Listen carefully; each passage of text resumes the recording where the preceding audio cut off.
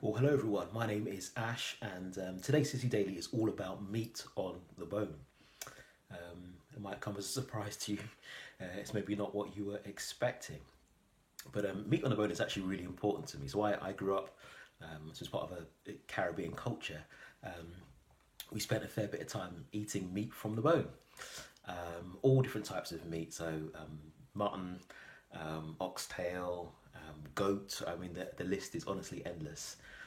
I was trained from a young age to be able to scrape every last bit of meat from the bone. It's part of my culture. It's part of my heritage. But it's actually surprising to me as I grew up and interacted with more people to find that that experience hasn't been the case for everyone. Some people, the sound or the sight of meat on the bone kind of sends you running for the hills. It's not your cup of tea. You think no, thank you, not for me. It's not my kind of thing. Now, why am I talking about meat on the bone? Well, I think there are some spiritual parallels here that I'd just like to share with you for a few minutes. Now, I'm sure we're all aware that we all have need of physical nourishment, right? We all need to eat to stay alive. It's part of what it is to be human. But Jesus says something really, really interesting in the Bible. He says that we don't just live by physical nourishment, by bread and cheese and meat, but we need something more. We need God's words. We need God. We need to hear from God. We need spiritual nourishment. So we need both physical nourishment and spiritual nourishment. But the reality is, often when it comes to God's word, the Bible, oftentimes we can come expecting it to be kind of like sirloin steak, so nice, tender, juicy, kind of cuts easily, melts in the mouth, really easy to eat. And oftentimes, what we're greeted with is something a little bit more like oxtail, just really tricky to eat, really tricky to navigate, and it can come as quite a shock to us. And it can often put us off. It can often make us think, oh goodness, I'll just stick to the bits of the Bible that I know and understand, and I think I can work with. And I think I'd want to encourage us all today, kind of using that analogy, is to go for it, to go for that meat on the bone, and not just stick to what you think or you feel that you understand or you've really got to grips. And I've got two particular encouragements in that. And the first one is that actually all of God's word, all of God's revelation is good for us and is wonderful and is tasty and is delightful and is nourishing, all of it. And I've experienced this recently myself, actually, over the past year or so. I've spent a fair bit of time in the Psalms, and I've been a Christian for more than 17 years now. And to be honest, the Psalms I've just like let them pass. Occasionally, I'll read one or sing one or pray one, but I didn't really, to be honest, I didn't really get the point of the Psalms. But over the past year, I've just spent some time in the Psalms, and it's been just so good for my life, so good for my soul. It's been so enriching. The Psalms were actually really the most quoted book in the New Testament. So New Testament authors quote the Psalms more than any other Old Testament book, and I know why now. It's so good. So much richness is there, but I wouldn't have discovered that unless I gave it a go. And I think that's my encouragement to us, actually, is that all of God's word is good for us. All of it is beautiful and delightful, and it ought to be like that. So in the case of meat on the bone, the reason why I eat it is because I think it's tasty and it's wonderful and it's lovely. And yes, it's work, yes, it's effort, but actually, like it's the end result that kind of keeps me going, keeps me working my way through around the bone to get all of the meat.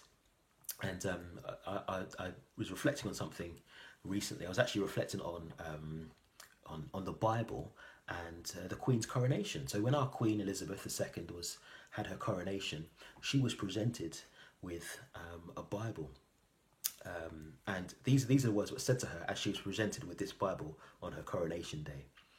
Our gracious Queen, to keep your majesty ever mindful of the law and gospel of God, as the rule for the whole life and government of Christian princes, we present you with this book, the most valuable thing that this world affords. And then later on, they go to say, here is wisdom, this is the royal law, these are the lively oracles of God. And honestly, those words, every time I read them or listen to them, they like, wow, do something to my heart. Here is our Queen being presented with the Bible, our Queen being told this is the most valuable thing this world affords. Not the crown jewels, not Buckingham Palace, not any of the states. No, the very words of God. And I just think it's really helpful for us to have that mentality. Like, it is like God's word is beautiful, it is glorious, all of it from cover to cover. So first, let's be encouraged that it is good stuff. We want to recognize that it's hard, it's tricky to read at times. I think it's important to recognize that. Actually, the Apostle Peter, who spent a lot of time with Jesus, he actually wrote some of the Bible. Peter himself said in the Bible, he said, look, there are bits of the Apostle Paul's writing that are actually quite tricky to understand, to get to grips with. That's Peter, a Bible writer, saying that. So I think if he's able to recognize it's tricky, I think it's important for us to as well, and not feel proud, not feel like we ought to have it all together, but put our hands up and say, actually, like, parts of it are hard to understand. Not only hard to understand, but actually hard to just to live out, right? So important to recognize the trickiness of the Bible, but I think more important for us to recognize that all of it is tasty, nourishing, glorious stuff. So that's my first encouragement. Second one is that actually we can understand it together. So the Bible primarily wasn't written to individuals; it was written to communities of faith. It was to be read, listened to, heard, studied, chewed over by communities of faith, by God's people wherever they were. And I think that's really important for us to understand, is that when it comes to particularly the trickier parts of the Bible, it's not that we kind of go away into a closet and we work it all out by ourselves, but actually God has given us one another to understand the tricky parts and maybe the not so tricky parts as well. And that's the reality. And I say that as someone who preaches regularly. Actually, when I preach, oftentimes it's not just my voice. There are many voices. There are the voices of the commentators and the commentaries that I've read. There are voices of other preachers in there. There are voices of people in the church who have helped me to understand different parts of the Bible and how it has affected their lives. So we understand together, we learn, we grow together, and I think that's my second encouragement, is that actually this is a community project to understand God's word. We do it together, and also to just to make sense of the world. I mean, COVID, all the stuff with George Floyd and racism and global terror, all of this stuff in the world. Actually, we as Christians, we want to make sense of it. We want to try to understand it.